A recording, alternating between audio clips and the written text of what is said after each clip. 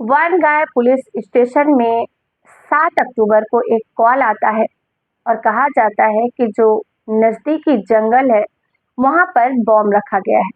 Police हैरत में आ जाती है, तुरंत ही बल दल के पास वहां पहुंचती है ताकि उस बॉम्ब को ढूंढकर डिस्ट्रॉय किया जा सके। और अभी सर्च अभियान शुरू ही था। बॉम्ब तो पुलिस को नहीं मिलता, लेकिन पुलिस के हाथ एक अधजली बॉडी लग जाती है। अभी अधजली बॉडी यहाँ कैसे आई थी, किसकी थी, किसने हत्या की थी और इस हत्या के पीछे क्या कारण था, आइए जानते हैं इस वीडियो में। दोस्तों, ये वीडियो देखने के बाद सच में आप हैरान हो जाएंगे कि इंसान प्यार में क्या क्या कर सकता है। हमेशा की तरह दोस्तों, आगे बढ़ने से पहले आप सभी से एक ही रिक्वेस्ट है कि अगर आपको हमारा वीडियो पसंद आता है तो प्लीज चैनल को सब्सक्राइब करें, देश दुनिया की क्राइम नजरों से अपडेट रहें। अगर नहीं पसंद आता है तो क्या कमी आती है, आप प्लीज आपका फीडबैक जरूर शेयर करें। मैं उस कमी को दूर करने की पूरी कोशिश करूंगी। दोस्तों नमस्कार, मैं ज्योति सिंह आपके अपने चैनल क्राइम शूट में आप सभी का हार्दिक स्वागत करती हूँ। दोस्तों, ये जो सच्ची घटना है, ये प्रदेश जिले में नेमाड़ जिले के पास एक वायनाड जंगल है और उसी पुलिस स्टेशन में 7 अक्टूबर को कॉल आता है। जब कॉल ये आता है कि जंगल में बॉम्ब रखा गया है, पुलिस सर्च अभियान शुरू करती है, लेकिन वहां पर एक इंसान की जली हुई बॉडी मिलती है। बॉम्ब का तो कहीं कुछ पता नहीं था। जब पुलिस जाती है उस बॉडी के पास तो देखती है कि उस व्यक्ति का शरीर पूरी तरीके से जल चुका था। कहीं से शरीर को देखकर कोई शिनाख्त नहीं की जा सकती थी, लेकिन पास में ही एक जला हुआ मोबाइल पड़ा था और मोबाइल के पास ही एक आधार कार्ड पड़ा हुआ था जला हुआ, जिसका छोटा सा हिस्सा जलने से बच गया था। या यूं कहें कि शायद कातिल को पकड़ जाना ही था जेल में, इसलिए वो हिस्सा बच गया था। अब पुलिस उसको शिनाख्त में लग जाती है कि आखिर ये इंसान है कौन। साथ ही उस मोबाइल से सिम को निकाला जाता है और उससे कॉल डिटेल्स निकल जाती है। कॉल डिटेल्स तो निकलती ही है, उसका जो नंबर होता है उसे भी ट्रेस करने की कोशिश की जाती है, लेकिन वो नंबर वहां पर था ही नहीं, अभी स्विच ऑफ था। खैर, पुलिस आसपास के सारे सीसीटीवी फुटेज को खंगालना शुरू करती है और पुलिस देखती है कि 6 अक्टूबर की रात को जो व्यक्ति जिसकी लाश वहां शायद पड़ी थी, पुलिस को यह अंदाजा था कि 3 व्यक्ति एक बाइक से जा रहे थे, जिसमें एक व्यक्ति बाइक चला रहा था और एक थोड़ा बुजुर्ग इंसान बीच में बैठा था और पीछे एक लड़की बैठी हुई थी।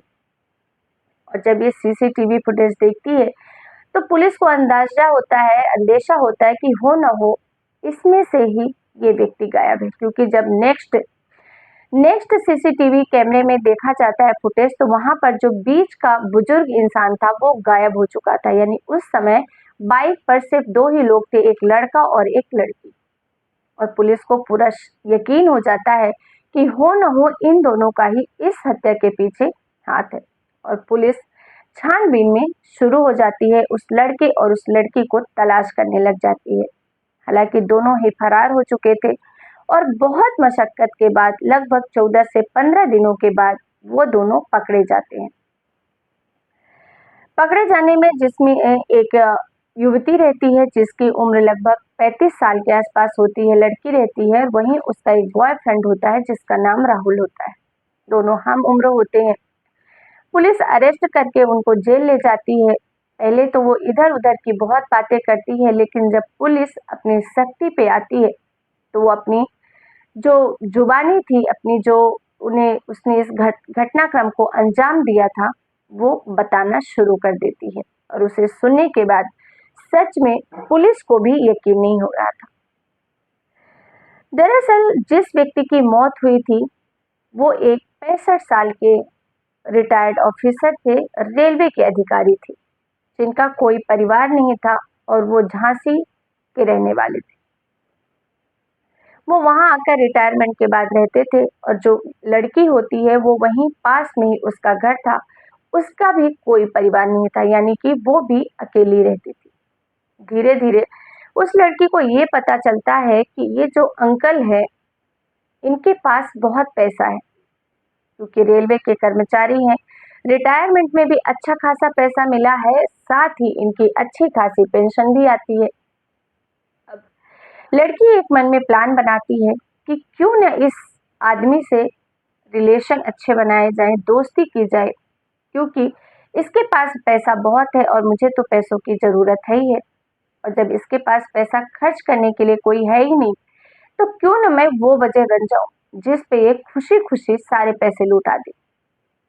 अब ये प्लान वो लड़की अपने बॉयफ्रेंड राहुल को बताती है और राहुल भी इस बात के लिए एग्री हो जाता है, क्योंकि उन दोनों को ही पैसों की ज़रूरत थी। राहुल भी कहता है कि ठीक है, वहाँ से जो पैसे मिलेंगे तुम भी ऐश करना, साथ में मैं भी ऐश करूँगा। ऐसा करके वो लड़की उस बुजुर्ग से अपनी दोस्ती बढ़ाना शुरू कर देती है और धीरे-धीरे उनकी ये दोस्ती प्यार में बदल जाती है। हालाँकि लड़की की तरफ से तो सिर्फ एक प्लान था उस बुजुर्ग को फँसाने का, लेकिन उस बुजुर्ग को सच में उस लड़की से प्यार हो जाता है। रोज उसके घर जाती वो लड़की, उसके साथ घूमती फिरती, सारे काम करती।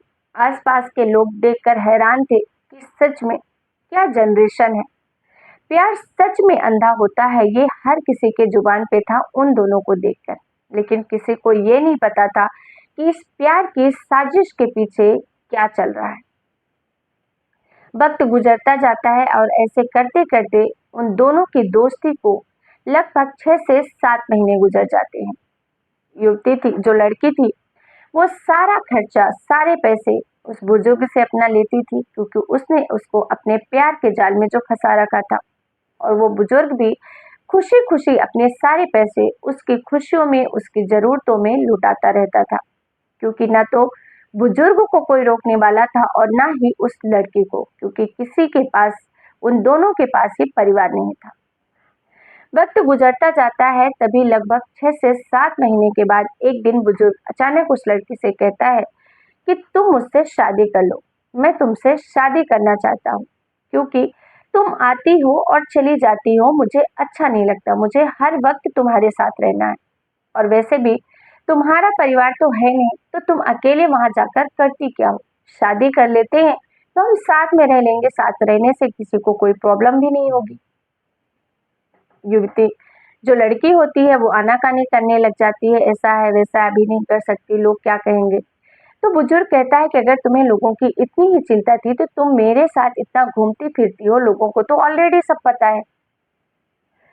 जो बुजुर्ग होता है वो साफ शब्दों में कहता है कि अगर तुम्हें मेरे पैसे चाहिए, तुम्हारा सारा खर्चा तो मैं ही उठाता हूँ, तो तुम्हें मुझसे शादी करनी होगी और शादी करके तुम्हें मेरे साथ मेरे घर में ही रहना होगा।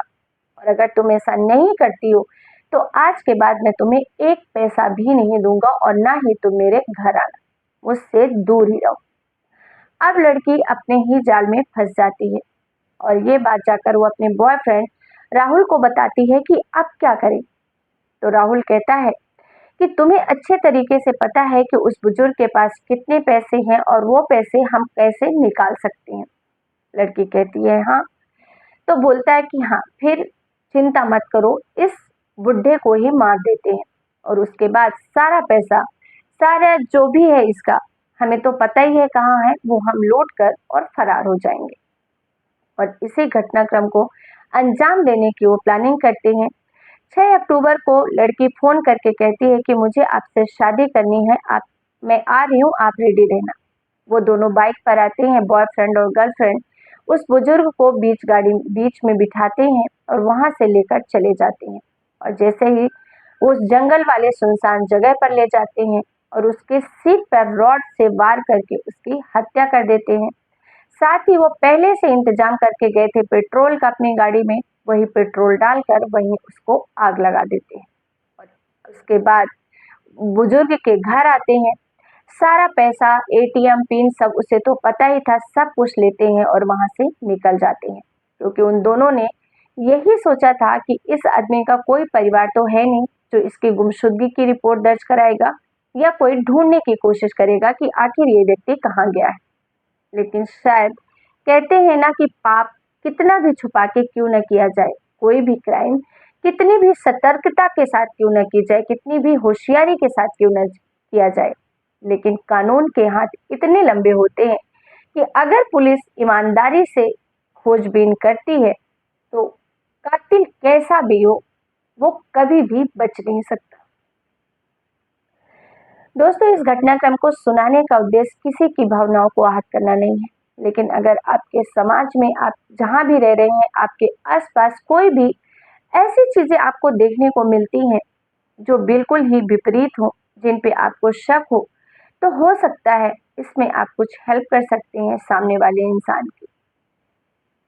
दोस्तों, जितना ज्यादा हो सके सतर्क रहें, सुरक्षित रहें, अपना और अपनों का ख्याल रखें।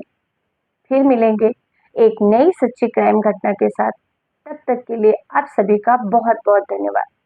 और अगर आपने अभी तक मेरे चैनल को सब्सक्राइब नहीं किया है तो प्लीज सब्सक्राइब करें और बेल नोटिफिकेशन जरूर ऑन करें ताकि मेरा वीडियो आपको जरूर देखने को मिले। जय हिंद, जय भारत।